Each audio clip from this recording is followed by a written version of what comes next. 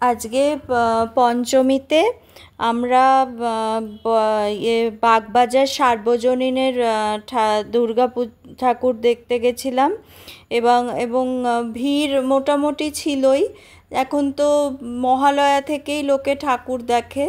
তা আমরা আজকে গেছিলাম বাগবাজারের ঠাকুর দেখতে। তা বর্তমান পুজো তো খুব থিম নিয়ে হয়, বাহারি প্যান্ডেল, কারুকার্য, ফিউশন আর্ট। তা কিন্তু সেখানে কিন্তু এই আধুনিকতার যুগেও কিন্তু উত্তর কলকাতার এই বাগবাজার সার্বজনীন নিজস্ব একটা সাবেকিয়ানা ধরে রেখেছে। সেটাই আমাদের ভীষণ প্রিয় এই পুজো। আর এখানে গেলে আমরা প্রধান আকর্ষণ যে আমরা এখন ওই হজমিগুলিটা কিনি।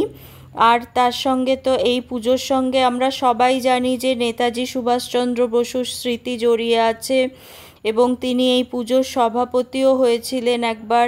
এবং এই যে রাজ্যের যে সাবেকি পুজোগুলির মধ্যে একেবারে প্রথম সারিতে বাগবাজার সার্বজনীন দুর্গা পূজা এবং সুবিশাল প্রতিমায় সাবেকিয়ানার মানে ছোঁয়া সুস্পষ্ট, প্যান্ডেলে ঝাড়বাতি খুব সুন্দর এবং প্রচণ্ড ভিড় হয়। এবারে এটা দক্ষিণ ভারতের মীনাক্ষী মন্দিরের আদলে এই পুজো তৈরি হয়েছে।